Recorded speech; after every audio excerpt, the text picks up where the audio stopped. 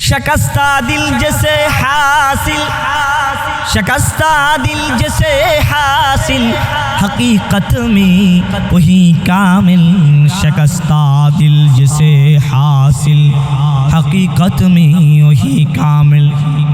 बहुत तालिब खुदा मिलता, शकस्ता दिल हकीकत में। बहुत तालिब खुदा मिलता, शकस्ता दिल नहीं मिलता।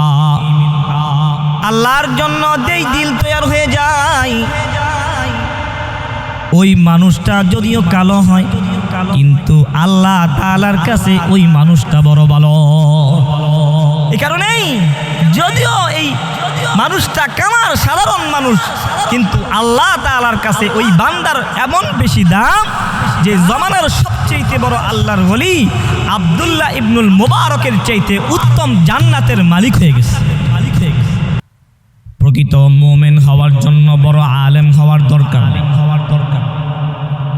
প্রকৃত মুমিন হওয়ার জন্য বড় প্রসিদ্ধ কোনো মানুষ হওয়ার দরকার নাই। আব্দুল্লাহ ইবনুল মুবারক জমানার শ্রেষ্ঠ ইমাম, জমানার সবচেয়ে বড় আল্লাহর ওলি বুজুর্গ, জমানার সবচেয়ে বড় মুহাদ্দিস।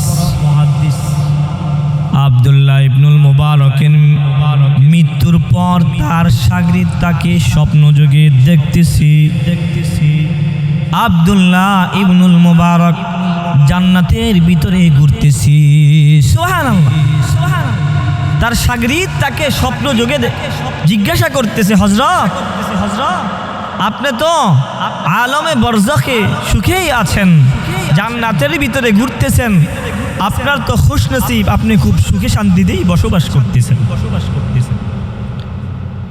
আব্দুল্লাহ ইবনুল মুবারক রাহমাতুল্লাহি আলাইহি তার শাগরিদকে বলতেছে, হে আমার শাগরিদ, আমি আর কতটুকু সুখে আছি।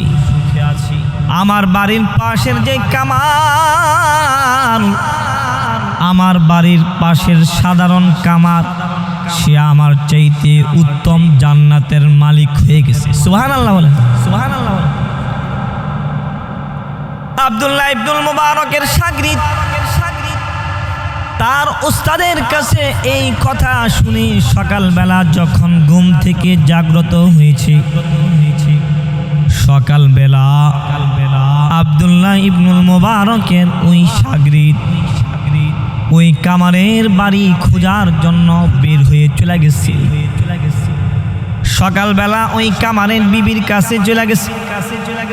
বাহির থেকে পর্দার আড়াল থেকে দাঁড়ায় আব্দুল্লাহ ইবনুল মুবারকের শাগরিদ বাহির থেকে বলতেছে, বাড়িতে কেউ আসনি গো? ভিতর থেকে কামারের বিবি উত্তর দিতেছে, জি কে বলেন? বলে আমি তো দূর থেকে আসছি, স্বপ্নযোগে আমি জমানার সবচেয়ে বড় মুহাদ্দিস আব্দুল্লাহ ইবনুল মুবারককে স্বপ্নযোগে দেখেছি। তিনি বলেছে জমানার সবচেয়ে বড় আলেম আব্দুল্লাহ ইবনুল মুবারকের চাইতে তোমার কামার স্বামী উত্তম জান্নাতের মালিক হয়ে গেছে। ও বোন, তোমার স্বামী এমন কি আমল করেছে? তোমার স্বামীর ভিতরে এমন কোন গুণ ছিল যেই গুণের কারণে তোমার স্বামী জমানার সবচেয়ে বড় আবেদ, সবচেয়ে বড় মুহাদ্দিস, সবচেয়ে বড় আল্লাহর ওলি আব্দুল্লাহ ইবনুল মুবারকের চাইতে উত্তম জান্নাত পেয়ে গেল। কামারের বিবি বলে, আমার স্বামীর ভিতরে তেমন কোনো গুণ ছিল না, কিন্তু আমার স্বামীর ভিতরে দুইটা গুণ এমন ছিল। এক নাম্বার গুণ, আমার স্বামী দিনের বেলা গরমের কারণে লোহার কাজ আগুনের সামনে দাঁড়ায় করতে পারতো না। এই কারণে রাতের বেলা যখন ঠান্ডা আবহাওয়া নেমে আসতো, ওই সময় আমার স্বামী আগুনের সামনে দাঁড়ায়া হাতুড়া দিয়া পিঠায়া দাও কুড়াল খন্তি বানাইতো। কিন্তু আমার স্বামীর ভিতরে ছিল ইবাদতের হিরস, আমার স্বামীর ভিতরে ছিল ইবাদতের মুহাব্বত। এই কারণেই যখন আমার স্বামী রাতের বেলা হাতুড়া দিয়া পিটায় পিটায়া লোহা খন্তি কুড়াল বানাইতো। আমাদের পাশে বাড়ি ছিল জমানার সবচেয়ে বড় ওলি আব্দুল্লাহ ইবনুল মুবারকের বাড়ি। আর ওই সময় রাতের বেলা আব্দুল্লাহ ইবনুল মুবারক তার বাড়ির ছাদের উপরে দাঁড়ায়া তাহাজ্জুদের নামাজের জন্য ছাদের উপর দাঁড়ায় যেত। এদিক দিয়া আমার স্বামী লোহার কাজ করত, আর ওই দিক দিয়া আব্দুল্লাহ ইবনুল মুবারক রাতের বেলা তাহাজ্জুদের মধ্যে দাঁড়ায় যেত। আমার স্বামী এই অবস্থাটা দেখা তার ভিতরে যেহেতু ইবাদতের হিরস ছিল, আমার স্বামী তৎক্ষণাৎ আসমানের দিকে তাকায় বলতো, আল্লাহ, ও আসমানের মালিক আল্লাহ, তোমার রিজিকের বন্টন বড় আজীব বন্টন। আমাকে তুমি গরিব বানাইলা, দরিদ্রতার সবলে আমি পিষ্ট হইলাম। যার কারণে রাতের বেলা এই হাতুড়া দিয়া পিটায়া আমাকে দাও কুড়াল খন্তি বানাইতে হইতেছে। কিন্তু তুমি ওদিক দিয়ে আব্দুল্লাহ ইবনুল মুবারককে দনও দিয়েছো, মনও দিয়েছো, ইলমও দিয়েছো, আমলও দিয়েছো। আল্লাহ গো, ও আসমানের মালিক আল্লাহ, তুমি যদি আমাকে দরিদ্র না বানায়া, আমাকে গরিব না বানায়া, আব্দুল্লাহ ইবনুল মুবারকের মতো যদি তুমি আমাকে ধনী বানাইতা, তাহলে তুমি তো আমার মনের অবস্থা জানো আল্লাহ। ও আল্লাহ, ও মালিক, আমি কিন্তু রাতের বেলা দাঁড়ায়া এই লোহার কাজ করার মানুষ ছিলাম না। যদি তুমি আমাকে সম্পদ দিতা, আমি কিন্তু ইবনুল মুবারকের মতো দাঁড়ায়া তোমার সামনে তাহাজ্জুদের নামাজ পড়তাম। কামারের বিবি বলে এইভাবে আমার স্বামী আসমানের দিকে তাকায়া বলতো আর জার করে কান্না করতো। দেখেন তাদের ভিতরে কি আফসোস ছিল। আমাদের সময় যায়, দিন যায়, কিন্তু ইবাদতের হিরস, ইবাদতের ভালোবাসা, মুহাব্বত আমাদের ভিতরে নাই। অর্থাৎ আব্দুল্লাহ ইবনুল মুবারক রাতের বেলা তাহাজ্জুদের নামাজে দাঁড়াইতেন। দুনিয়ার একটা সময় এমন আছে যেই সময় দুনিয়ার সমস্ত দরজাগুলো বন্ধ হয়ে যায়। আপনার সমাজের প্রতিনিধি যখন গভীর রাত্র হয়ে যায়, মেম্বারের দরজা বন্ধ হয়ে যায়, চেয়ারম্যানের দরজা বন্ধ হয়ে যায়, এমপি মন্ত্রীর দরজা বন্ধ হয়ে যায়, প্রধানমন্ত্রীর দরজা বন্ধ হয়ে যায়, সারা দেশের সমস্ত দরজাগুলো যখন বন্ধ হয়ে যায়, তখনও কিন্তু একটা দরজা খোলা থাকে। সেই দরজাটা কার দরজা বলেন? কার দরজা? সেই দরজাটা হলো আমার মালিকের দরজা। রাত্র যখন গভীর হয়ে যায়, তখন আল্লাহ তাআলা পৃথিবীর প্রথম আসমানে আইসা বান্দাকে ডাকতে থাকে, আলা মিন মুস্তাগফিরিন ফাগফির লাহ, আলা মিন মুস্তাগফিরিন ফাগফির লাহ, আলা মিন মুস্তারজিকিন ফারযুকহু, আলা মিন মুবতালান ফাউআফিয়াহু। আল্লাহ তাআলা বান্দাদেরকে ডেকে বলতে থাকে, কে আছো আমার বান্দা? অনেক বেশি গুনাহ করে ফেলেছো, গুনাহ করতে করতে জীবনকে বরবাদ করে ফেলে দিয়েছো বান্দা, আমার কাছে ক্ষমা চা, আমি তোর পিছনের জিন্দেগির সব গুনাহ খাতা মাফ করে দিব। কে আসো রিজিকের অভাবে ক্ষুধার যত নাই, সংসারে অভাব অনটন রয়েছে, আমার কাছে রিজিক চা, আমি তোকে তোর রিজিকের ব্যবস্থা করে দিব। কে আসো বিভিন্ন অসুস্থতায়, বিভিন্ন সমস্যায়, আমার কাছে সমস্যা থেকে পরিত্রাণ চা, আলামিন মুবতালান ফাওয়াফিয়াহু, আমি তোর সমস্ত সমস্যা দূর করে দিব। এভাবে বান্দাকে আল্লাহ তাআলা ডাকতে থাকি। আর ওই গভীর রজনীতে আল্লাহ তাআলার কিছু প্রিয় বান্দা আছে, যে বান্দাগুলো আল্লাহ তাআলার সামনে তাহাজ্জুদের নামাজে দাঁড়ায় যায়, নামাজ পড়ে আল্লাহ তাআলার কাছে মনে মনে বলতে থাকে, হর তমন্না দিল সে রুখসত হো গই, हर तमन्ना दिल से रुखसत हो गई, अब तू आजा, अब तू आजा, अब तो खलवत हो गई, अब तू आजा, अब तो खलवत हो गई।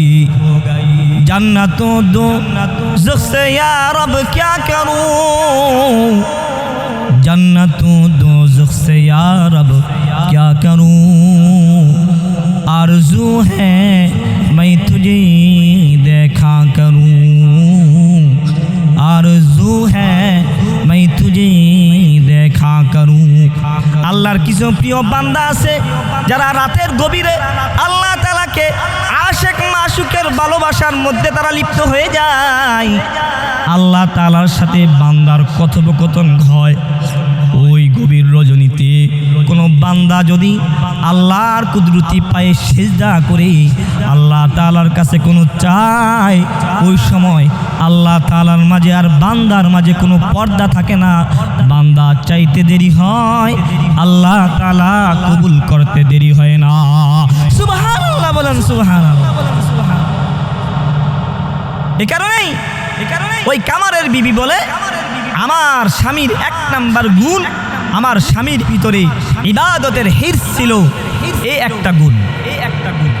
আমার স্বামীর দ্বিতীয় আরেকটা গুণ হচ্ছে, আমার স্বামীর কাছে তার কানে যখন আল্লাহ তাআলার নাম যখন তার কর্ণকুহরে পৌঁছে, আল্লাহ তাআলার ভয়ে আমার স্বামী কাঁপতে থাকে।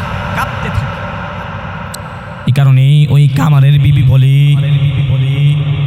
আমার স্বামী যখন হাতুড়া দিয়া পিটায়া লোহার কাজ করত, এমন অনেক সময় হয়েছে যে আমার স্বামী হাতুড়া মাথার উপর উঠাই দিছে,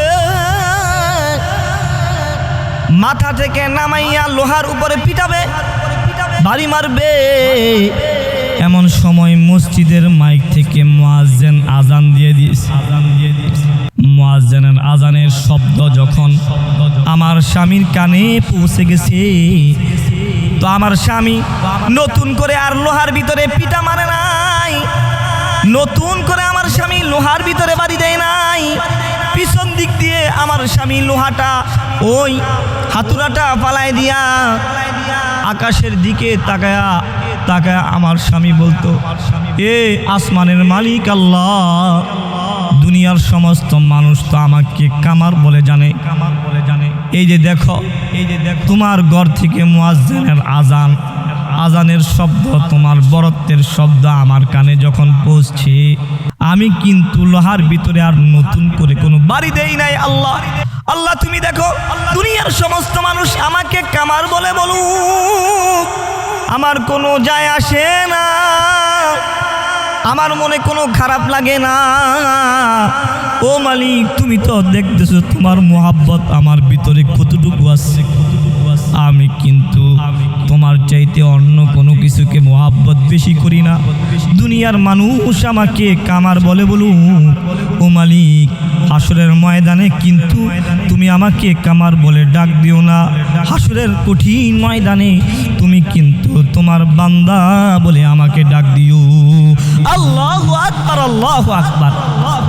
शिकस्ता दिल जैसे हासिल, शिकस्ता दिल जैसे हासिल, हकीकत में वही कामिल शिकस्ता दिल जिसे हासिल हकीकत में वही कामिल बहुत तालिब खुदा मिलता शिकस्ता दिल नहीं मिलता बहुत तालिब खुदा मिलता शिकस्ता दिल नहीं मिलता আল্লাহর জন্য যেই দিল তৈরি হয়ে যায়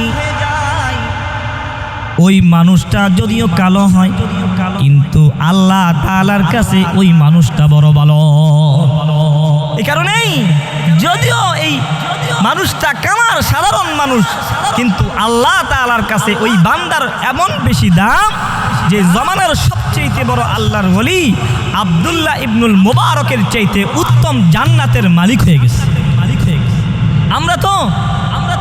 আমরা যারা কৃষি কাজ করি কৃষি কাজ করা অবস্থায় যখন আমাদের কানে আজানের শব্দ যায় আমরা মনে মনে চিন্তা করি এখন যদি আমি কাজ ছেড়ে চলে যাই তাহলে যদি নামাজ পড়তে আমার আধা ঘন্টা সময় যায় তাহলে আধা ঘন্টা কাজের আমি পিছনে পড়ে গেলাম আমার অনেক বেশি লস হয়ে গেল আচ্ছা বলেন তো দেখি নামাজ পড়লে লস হয় না লাভ হয় লাভ হয় লস হয় না যে ব্যক্তি রিক্সা চালায় রিক্সাওয়ালা চিন্তা করে যে আমি যদি আজানের শব্দ শোনার পরেও কোনো প্রতিক্রিয়া সৃষ্টি হয় না কারণ সে চিন্তা করে আমি যদি এখন নামাজে চলে যাই তাহলে নামাজে চলে গেলে কি হবে আধা ঘন্টা সময় ব্যয় হবে আর আমি যদি এই আধা ঘন্টা কাজ করি তাহলে আমার আরও বেশি 100 টাকা বেশি ইনকাম হবে আর নামাজে চলে গেলে আমার 100 টাকা লস হয়ে যাবে অথচ লাভ লস দেওয়ার মালিক কে আল্লাহ রিজিক দেয় কাকে কে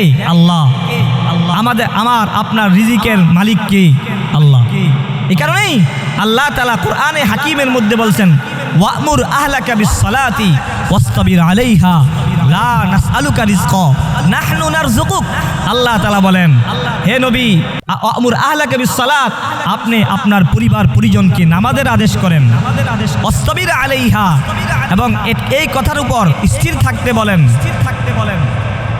লা নাসআলুকা রিজকা আমি আপনার কাছে রিজিক চাই না নাহনু নারযুকুক বরং আমি আপনাকে রিজিক দেই আমাদের সবাইকে রিজিক দেন কে আল্লাহ এই জন্য রিজিক যেহেতু আল্লাহ তাআলা দেয় আমি যদি আল্লাহ তাআলার হুকুম মানি তাহলে আল্লাহ তাআলা আমার রিজিকের মধ্যে বরকত দিতে পারে না পারেন অবশ্যই আল্লাহ তাআলা আমার রিজিকের মধ্যে বরকত দিবে আমরা কাজকে বলি না যে আমার নামাজ আছে বরং নামাজকে বলি আমার কাজ আছে আজান দেওয়ার পরেও আমাদের অন্তরে মুমিন দাবি করি কিন্তু আমাদের অন্তরের ভিতরে কোনো প্রকার প্রতিক্রিয়া সৃষ্টি হয় না অথচ আমি যদি নামাজ পড়ি ঠিক মতো টাইম মতো আল্লাহ তাআলা আমাকে উত্তম রিজিক দিতে পারে হযরত হাসান বসরি রহমাতুল্লাহি আলাইহি এক শাগরিদ হাসান বসরি রহমাতুল্লাহি আলাইহির কাছে মুরিদ হয়েছি হাসান বসরি রহমাতুল্লাহি আলাইহি ওই শাগরিদকে বলতেছে শাগরিদ আমার কাছে মুরিদ হইছ আমার কথা অনুযায়ী চলতে হবে তোমার আমল হচ্ছে তুমি তো ব্যবসা করো বলে হ্যাঁ যখন মসজিদ থেকে মুয়াজ্জিনের আজানের শব্দ তোমার কানে চলে যাবে বেচা কিনা বন্ধ করে দিবি নতুন করে কোনো বিক্রি করবে না মসজিদে চলে যাবে হাসান বসরি রহমাতুল্লাহি আলাইহি তার শাগরিদকে হুকুম দিয়ে দিছে শাগরিদ চলে আসছি এবার হাসান বসরি রহমাতুল্লাহি আলাইহি ওই শাগরিদ ব্যবসা করতে বসছে সারাদিন দোকানদারি করতেছে একটা কাস্টমারও দোকানে নাই কোনো কাস্টমার আসে না হঠাৎ করে যখন আজান আসছে মসজিদ থেকে এমন সময় দোকানের ভিতরে একজন কাস্টমার চলে আসছে কাস্টমার এসে বলতেছে এ বেচা কিনা করো আমাকে এই পণ্যটা দেও হাসান বসরির শাগরিদ বলে না আমার ওস্তাদের পক্ষ থেকে আমার পীর সাহেবের পক্ষ থেকে নির্দেশ আজানের পরে আর কোনো বেচা বিক্রি নাই আমি এখন আর কোনো বেচা বিক্রি করব এই কথা বলে মসজিদের দিকে চলে গেছে পাশেই ছিল ইহুদির দোকান ইহুদির দোকানে ওই কাস্টমার চলে গেছে ইহুদি মনে মনে খুশি আর বলতেছে কপাল ভরা, সারাদিন কাস্টমার নাই, যাই একটা কাস্টমার পাইছো আবার নামাজে চলে গেলা কাস্টমার ছাইরা। ভালো হয়েছে, সব সময় তোমার দোকানে শুধু নামাজের সময় কাস্টমার আসুক, তাহলে আমি কাস্টমার পেয়ে যাব। হাসান বস্তি রহমতুল্লাহ আলাইহির ওই শাগরিদ ভালো করে সুন্দর করে ওযু বানাইয়া মসজিদে চলে গেছি। সুন্দর করে ইহতিমামের সাথে নামাজ আদায় করছে। নামাজ শেষে দোকানে আইসা যখন দোকানদারি করতে বসেছে, রিজিক তো আল্লাহ তাআলা দেয়। এত পরিমাণ কাস্টমার চলে আসছে, এক মাসে যে পরিমাণ বিক্রি হয় না, নামাজ পড়ে আসার পর হাসান বস্তি রহমতুল্লাহ আলাইহির ওই শাগরিদ কিছুক্ষণের ভিতরে এক মাসের সমপরিমাণ বিক্রি করেছে। সুবহানাল্লাহ। বিকালবেলা হাসান বস্তি রহমতুল্লাহ আলাইহির ওই শাগরিদ হাসান বস্তির সাথে সাক্ষাৎ। হাসান বস্তি রহমতুল্লাহ আলাইহি ওই শাগরিদকে বলে, হে আল্লাহর বান্দা, মনটা তো বড় খুশি খুশি লাগতেছে। বলে হ্যাঁ। বলে এমন বিক্রি হয়েছে, এক মাসেও বিক্রি হয় না। বলে হ্যাঁ। হাসান বস্তি তো কাসওয়ালা বুজুর্গ ছিল। হাসান বস্তি রহমতুল্লাহ আলাইহি তার শাগরিদকে বলে, হে আল্লাহর বান্দা, আসমানের মালিক আল্লাহ তাআলা তোর আমলে খুশি হইয়া তুই যে মসজিদের মুয়াজ্জিনের আজানের শব্দের শোনার পর সাথে সাথে মসজিদে চলে গেছস, আল্লাহ তাআলা তোর এই নামাজে খুশি হইয়া তোর দোকানে যেই কাস্টমারগুলো আসছে, দুনিয়ার কোনো সাধারণ মানুষ তোর দোকানে কাস্টমার হিসেবে আসে নাই। আল্লাহ তাআলা আসমানের মালিক খুশি হইয়া আসমান থেকে কাতারে কাতারে ফেরেশতা তোর দোকানে কাস্টমার বানায়া পাঠাই দিয়েছি। আল্লাহ তাআলার দরবারে শুকরিয়া আদায় কর। সুবহানাল্লাহ।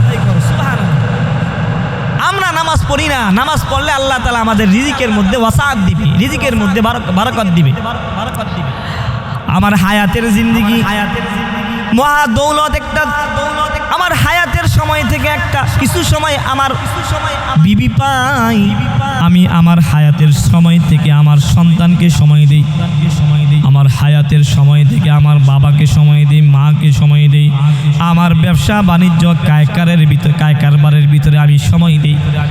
আমার হায়াতের জিন্দেগির একটা মূল্যবান সময় মোবাইল পাই, মোবাইলের ভিতরে আমি হায়াতের জিন্দেগির সময় ব্যয় করি। আমার হায়াতের জিন্দেগির সময়ের ভিতরে কিছু সময় আমি ইউটিউবে ব্যয় করি, কিছু সময় ফেসবুকে ব্যয় করি। কিন্তু যে মহান মালিক আমার হায়াত দিয়েছেন, যে মহান মালিক আমাকে হাত দিয়েছেন, যে মহান মালিক আমাকে পা দিয়েছেন, যে মহান মালিক আমাকে চোখ দিয়েছেন, আলাম নাজআল লাহু আইনাইন আলাম নাজআল লাহু আইনাইনা ওয়া লিসানাও ওয়া শাফাতাইন। যে মহান মালিক আমাকে দুইটা চোখ দিয়েছে, যে মহান মালিক আমাকে জবান দিয়েছে, আমার ঠোঁট দিয়েছে, হাত পা দিয়েছে।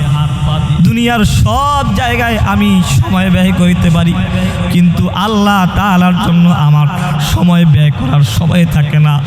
5 ওয়াক্ত নামাজ মুয়াজ্জিন মসজিদ থেকে ডাকি, 1 ঘন্টা সময় 24 ঘন্টার ভিতরে আমি সময় দিতে পারি না। এই যদি আমার হালত হয়, আমি দাবি করতে পারি মুমিন, কিন্তু এখনো পর্যন্ত আমি মুমিন হতে পারি নাই। কারণ আল্লাহ তাআলা আসল মুমিনের সিফাত বর্ণনা করতে গিয়ে বলেন, ইন্নামাল মুমিনুনা আল্লাযীনা ইযা যুকিরাল্লাহ ইন্নামাল মুমিনুনা আল্লাযীনা ইযা যুকিরাল্লাহু ওয়াজিলাত কুলুবুহুম। আল্লাহ তাআলার নামের স্মরণ হয়, আল্লাহ তাআলার নামের জিকির হয়, মুমিনের অন্তর আল্লাহর ভয়ে কাঁপতে থাকে। মসজিদ থেকে মুয়াজ্জিন আজান দেওয়ার সাথে সাথে আমি যদি মুমিন হয়ে থাকি, তো আমার অন্তর কাঁপবে, সাথে সাথে মুয়াজ্জিনের ডাকে সারা দিয়ে মসজিদে চলে যাব।